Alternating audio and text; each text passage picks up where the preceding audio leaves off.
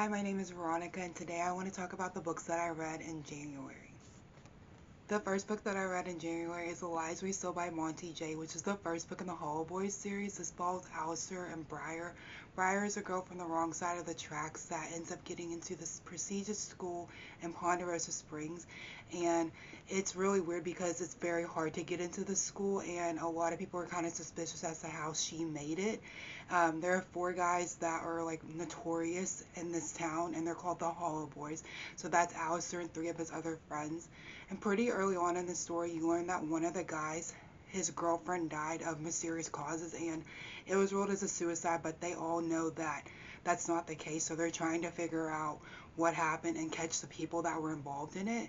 I enjoyed this story. Like I said, this is the first book in the series, and I feel like it laid the foundation for the series really well. I enjoyed it. I don't even know if I said what I gave this, but it was a 3-star for me. I thought it was okay. I'm really looking forward to the next book. I heard that that's the best one in the series. God of Fury was the second book that I read in January. I gave this book a 5-star. This was by far my favorite book that I read this month. I loved it. This is the fifth book in the Legacy of God series. This is about Nikolai and Brandon.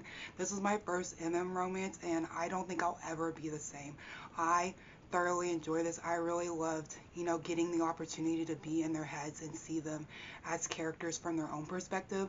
I feel like what was done in the series so well is that you'll have characters in other people's perspectives, and the way that they're depicted is not true to who they really are. And I feel like Brandon and Nikolai are both prime examples of being in other people's stories and being portrayed as, chaotic and rough, or quiet and shy and tender, and you get to them meet in their own story, and you realize that while that might be what they portray to the outside world, that's not them as a whole. And just the way that Nikolai loved Brandon in the story, the way that he accepted him and was constantly trying to help him with his trauma and just figuring out who he was as a person and not trying to push him, I really, really appreciated. And I just think Brandon is such a sweet, tender-hearted soul that had the right person come at the right time, that was definitely willing to hear him out and not, again, push him or make him do things that he wasn't comfortable with. And I just thought overall this was a really, really good time. I love this. This was my favorite book in Legacy of Gods, and I can't wait to read God of War.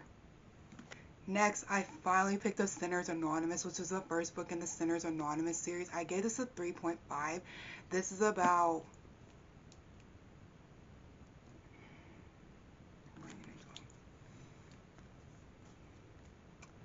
Next, I picked up Sinners Anonymous. I gave this a 3.5. This is the first book in the Sinners Anonymous series. This is about Angelo and Rory. In the beginning of the story, you find out that Rory is marrying a 70-year-old man that is in the mafia, and you don't really understand why she's doing this. What is she gaining from it? What is the purpose of this? And she ends up meeting Angelo and comes to find out that Angelo is the nephew of the man that she's going to be marrying. And her and Angelo have this weird spark in the beginning, and she's trying to understand, what is he about? Why am I so intrigued by him? I enjoyed this story. I thought it was really interesting. I loved like the pacing of it, and even though it's kind of like day to day, getting to see their relationship develop and just really see Rory be able to lean on Angelo, and Angelo really come into his own and accept, like, hey, I am a part of the mafia. Even though I try to escape this lifestyle, I just can't. And just the way that he loved Rory and protected her and really, was there for her and just was letting her have the time to grow, I appreciated. I thought this was so good. I'm so glad that I finally picked this up. Next, I listened to House of Bane and Blood. I gave this a 4-star. This is about Nikolai and Camilla. This is like a 1920s mafia, and I really enjoyed this. I thought that the story was really intriguing. I really loved the audiobook. I feel like it did this book a lot of justice. And let me preface this by saying that this book has been on my TBR for literally 2 years. I bought a special edition of it before I even read it, and that was the best decision ever because I thoroughly enjoyed this book. I thought that from the get-go it was so intriguing. It was so captivating, and that, the author really immersed you in the story and was trying to give you reasons as to why these families were so against each other and why they were trying to make an alliance and what was the purpose for the both of them. I thought it was really good. Like, the pacing was really amazing in this. I thought throughout this entire story I didn't really know where it was going to go. I didn't know what to expect from the characters, and they both really shocked me. You would think that throughout this entire story they would hate each other, and they grew to really understand each other and see that a lot of the things that were depicted about them or told to them about the other person and about their families maybe wasn't true, and that a lot of the things that were keeping their families apart were for political gain. And I just thought that the story was really, really intriguing. The ending of this was actually insane. I did not expect it. I didn't expect it to go as crazy as it did, and just a lot of the things, like the last 50 pages, were just insane, for lack of a better word. I really, really enjoyed this, and I cannot wait to pick up the second book. I picked up A Killer Kind of Romance. I gave this a 3-star. This is about Scarlett and Raphael, and you find out early on in the story that Scarlett had a major crush on Raphael, and he moved away 5 years ago after an incident that happened, and she doesn't really understand why he did that. She has kind of like an inkling, but it hasn't been proven. And 5 years later, he moves back to the town, and it so happens that Scarlett now runs a podcast where she talks about murder mystery fiction books, and every week she drops a new podcast on said book. And on the most recent book she dropped, somebody takes inspiration from that and decides that they want to start offing people, and she finds it really mysterious that the scene of events that happen in this murder align perfectly with what happened in the book that she describes. So she tries to explain it to the cops. They don't believe her. They think she's insane and she's making it up. Come to find out that she's right. Her and Raphael team up to try to figure out who is the person behind this and why they are taking inspiration from these podcasts that she's creating. And I enjoyed this. I'd actually seen this book on Instagram from the author, and I was really intrigued by the plot of the story. I thought it was just okay. I would have wanted a little bit more from the mystery aspect. I feel like this was more romance forward, and since it was about, you know, a murder mystery podcast and about books, I thought there would be a little more mystery into it. But I enjoyed it. I thought it was really cute. I really loved the connection between the two main characters. I thought they had really, really great chemistry, and who the killer ended up being, I guess, but I feel like the author did a good job of, you know, throwing out fillers and also trying to like point you in a direction of other potential killers and making you like second guess yourself, which I love that in a mystery book, and I really appreciate that. I picked up Kiss the Villain. I gave this a 3-star. This is the first book in the Villain series by Rena Kent. This is about Gareth and Caden. I'm going to preface this by saying I'd already seen a lot of talk about this book, and it was leaning more towards people not enjoying it. So I went into the story with really low expectations, and I feel like that was the move. I'm going to be honest. I think that helped me a lot throughout the story. And I will say a lot of the reason as to why I didn't rate the story higher than a 3 was honestly Caden. I didn't really love him as a main male character. I thought that he was really dominating, and not in like a good way within a dark romance. I just felt like he was manipulative, and he kind of took the fact that Gareth was younger than him and used that to his advantage. And even though this is a professor-student relationship, that was not the problem. I didn't mind that. I thought that that was actually an interesting element to the story, but that comes into play of, you know, when they say that if you have that type of dynamic, people use that to their advantage, and that's definitely what I felt like was going on throughout the story. And also too with Gareth, the way that he was depicted in the story, like what I said earlier about God of Fury, how within somebody else's story they seem like a completely different person, and then you get into their story and you really get the nitty gritty of who they are. When he started talking about who he truly was, I didn't find it believable, because when he was in instances with Caden, this persona that he said he had did not fit into who he was trying to say he was. So if he was going to be this person, and I don't want to give it away if you haven't read it, but if he was going to fit this persona that he portrayed himself to be, I wanted it to actually fit and come into play when he was in, you know, instances with Caden, when he was interacting with him, and I don't feel like that happened. I feel like he just told himself he was like that. I will say though, I appreciate, this is one of the things I love about Rena Kent's books, is when the parents come into play within the stories, and that's like a huge part of Legacy of Gods.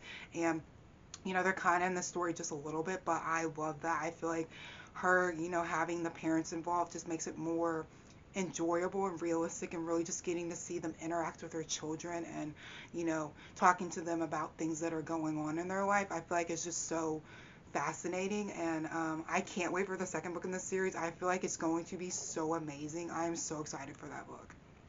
These next two books I picked up over a weekend and I binged both of them within a day. They were so amazing, perfect bingeable books. And I actually did it when we had a winter storm here where I live.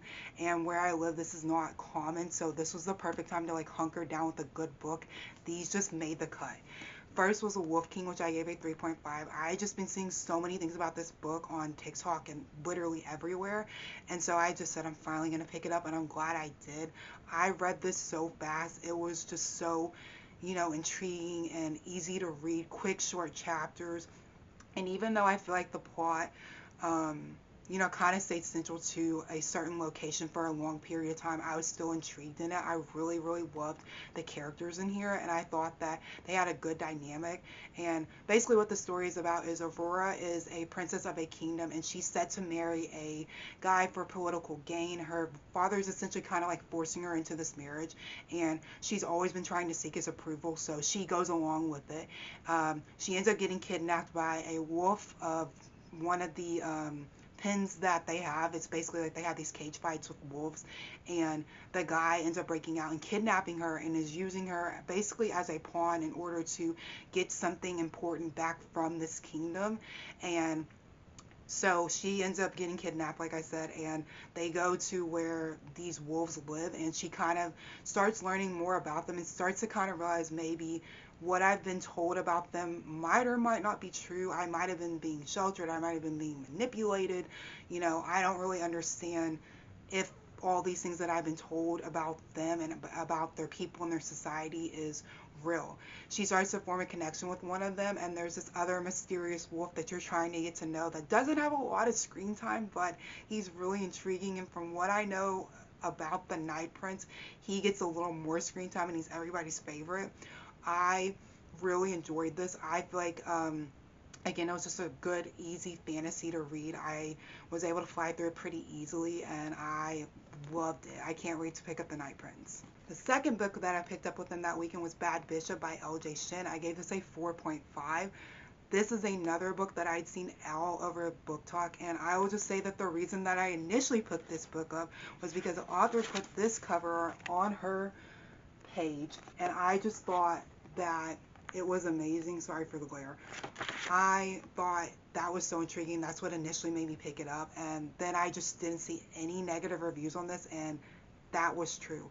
I picked it up. I loved it. This is about Tierin and Lila, and Lila is a girl that ends up going through a really traumatic event in the beginning of the story and ends up getting pawned off to Tierin in order to kind of save face for their family. Within the Mafia world, this thing that happens to her is viewed as a really negative effect on the family, not necessarily the person. And so she's basically sold off like cattle to this guy, and he's notorious for being like the worst mafia person, unfeeling, morally black, those type of guys. And she is really upset about this. She has no say. She doesn't want to go with this guy. She doesn't want anything to do with it, but her family forces her into it. And throughout the story, you kind of start to learn more about her and him, and their dynamic really starts to progress. And I just felt like the story was so good of like doing kind of almost like a coming of age. Even though Lila is 18, she was very sheltered and just really had a upbringing that didn't allow her to be herself and didn't allow her to function on her own. And through Tierin, she is able to, one, learn how to be herself, to be outspoken, to not feel like she has to, filter the words she says or filter her beliefs. And he really gives her that opportunity to just express herself. And then she also starts learning so many things that she didn't know about because she was sheltered.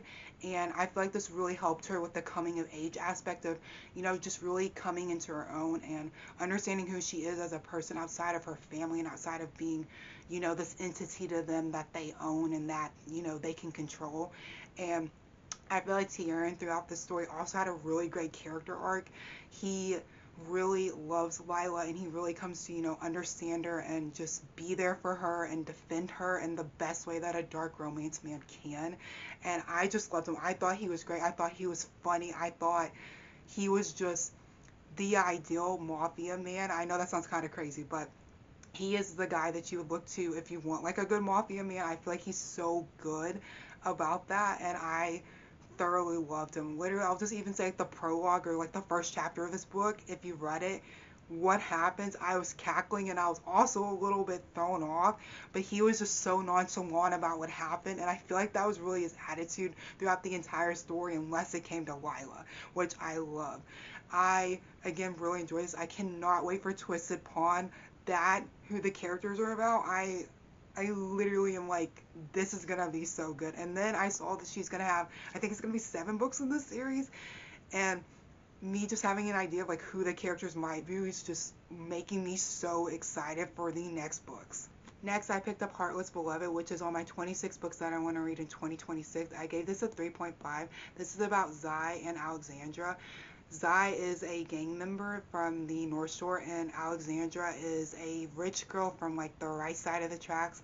And basically, the story is about the two of them kind of forming an unlikely friendship and development, and kind of starting to learn like they both don't really know what each other's lives are like. And from the outside world, like the rich girl would seem like she has it all, and she, has a loving family, and she has all the money in the world. And then from his, or for the poor side, it would seem like all they care about is, weapons and drugs and that type of stuff. And there's more to it than what they both believe the other to be.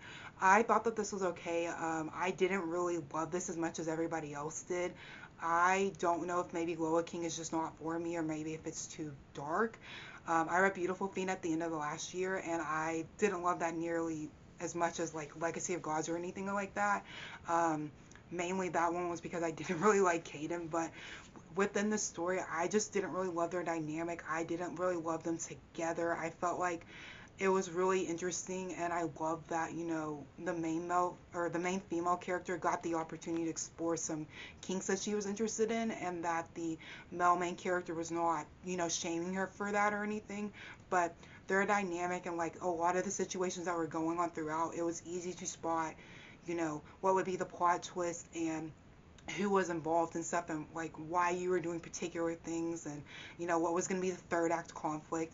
And because of that, I feel like I didn't enjoy this nearly as much, and because of the amount of hype I saw around it, I feel like I went in with too high of expectations, and that just kind of like tainted the experience for me and just caused me to go in and expect one thing and not really get that out of it.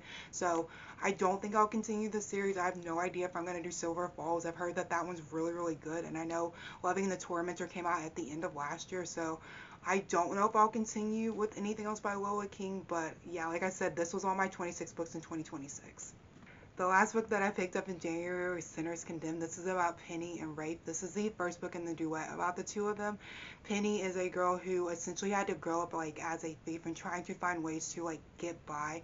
And Rafe is a part of the Visconti family, which is a known mafia family for where they live, and they're very like notorious. This follows the brother of the first guy in Sinners Anonymous.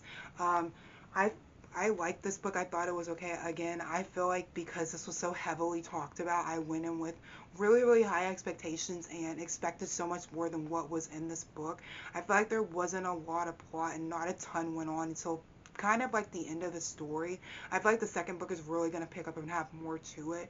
But from what I read in this, it was entertaining but not my favorite. I would honestly say that I like Sinners Anonymous more. But for what this was, I really enjoyed it. I really loved their dynamic. I really loved that Penny really didn't take, you know, anything from Rafe. I felt like she really stood up for herself and stood on her own and was not going to just, roll over because he was in the mafia and because of who his family was, and, that she was able to, like banter back and forth with him and just have a good time. And I really feel like because of her upbringing, she was really more guarded of herself and was not quick to just accept, his word for things that he would say. I really appreciated that, and I feel like she was just a strong female main character, and, she was really sure of herself and very, again, strong and just a badass essentially. I really, really loved her. And Rafe, I feel like he's so intriguing. We get a little bit more of him again like towards the end and kind of start to get a little inkling of like who he is. He's more of like this straight-laced brother, the one that doesn't like to get his hands dirty, that's more of a businessman, runs casinos, and wants to have the image of being pristine. And you kind of start to realize that once you peel back the layers, maybe that's not who he truly is, and he kind of starts to accept that about himself. And I really liked that about that. I thought that they were both really good characters and their chemistry was really good, and that the story was just intriguing. So those were the 10 books that I read in the month of January. I did have one DNF. It was Saint by, I think her name is Eva Simmons. I'll put a picture somewhere here. But I DNF'd this about 43%, and this was about a girl that was going to a college that was with a guy. He was her boyfriend, and he dies pretty early on. And essentially, there is this guy named Saint that is like obsessed with her, and she somewhat knows this guy, but the way he presents himself as very like aloof and never pays attention to her, but of course meanwhile he's like obsessed with her. For me, this had like stalking in it, and this is a thing that I've been going through with dark romance, where I cannot tell if I like the aspect of stalking or the way that they portray it, if it's not too dark, if it's too unhinged, I guess is the best word to use, because I've had quite a few that I've read and I haven't really enjoyed it, and I feel like a lot of the times that's why some of these dark romance books I DNF, is because of the way they go about the stalking. It really throws me off. um, but yeah, that was my only DNF of this month, and everything else was good. Like I said, God of Fury was literally my favorite book. I loved it. That just unlocked romance for me. I was so into it, and I just thought it was so amazing. And I just truly feel that nothing is going to touch that book in general. And I'm kind of sad that I read that at the beginning of this year, because I don't know that anything is going to touch that throughout the year, but I enjoyed it. So thank you so much for watching. If you got to the end of it, if you like this, please subscribe.